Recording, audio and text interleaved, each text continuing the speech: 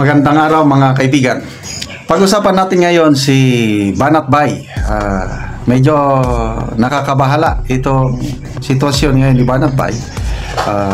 Sa ngayon, isa siya sa mga pinakamatapang na DDS vloggers na dumidepensa sa mga Dutertes, ano? Bago lang nagkaroon ng debate, mainstream media versus social media, at si Banat Bay at isa pang vlogger ang nagrepresent sa mga social media influencers. Ayun, mayroon siyang nabanggit doon na in a very clear manner. Binanggit niya kasi fake news ang topic ng mga nagdadala ng fake news ay ang mga politiko. Tapos sinait lang niya yung example ng Pangulong Marcos Jr. na sabi niya walang mga baril ang mga pulis na pumasok sa KOGC compound, but the truth is grabing saksakan ng baril ang mga pulis. So yun lang binanggit niya. Ito, may race back. Grabe ang race back sa kanya ngayon.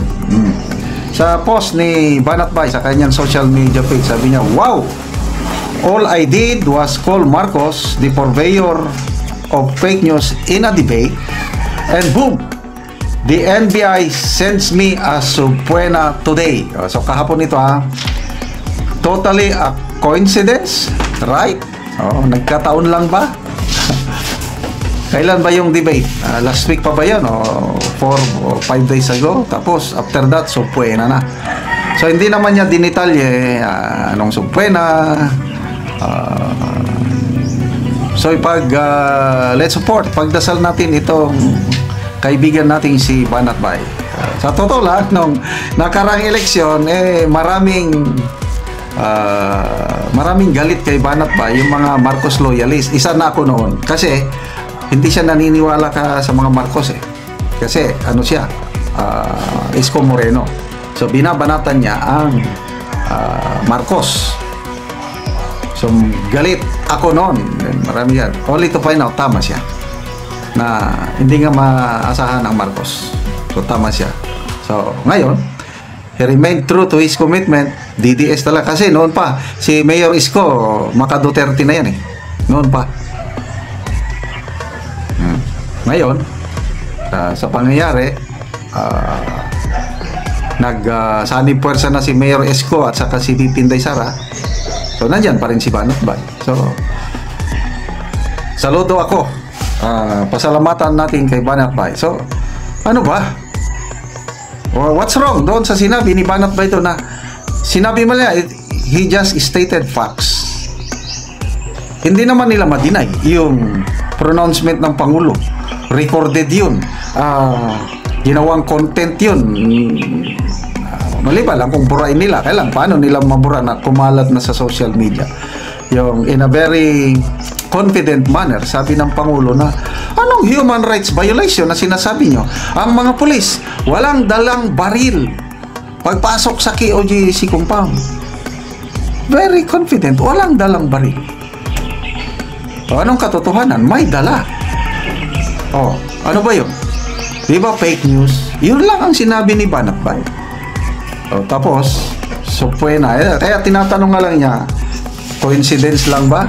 So, magbasa tayo sa mga comments. Camiloza Benz, abuse of power. Gary Rivera, martial law is waving. Jane Tindo, wala nang freedom of speech dyan sa Pinas.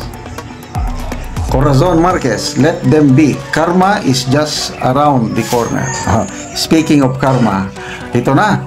Yung mga tumitira kay BP Sara nung una, mga kongresista sa Manila, Joel Chua, Abante, Romes back si BP Sara. Ano ngayon?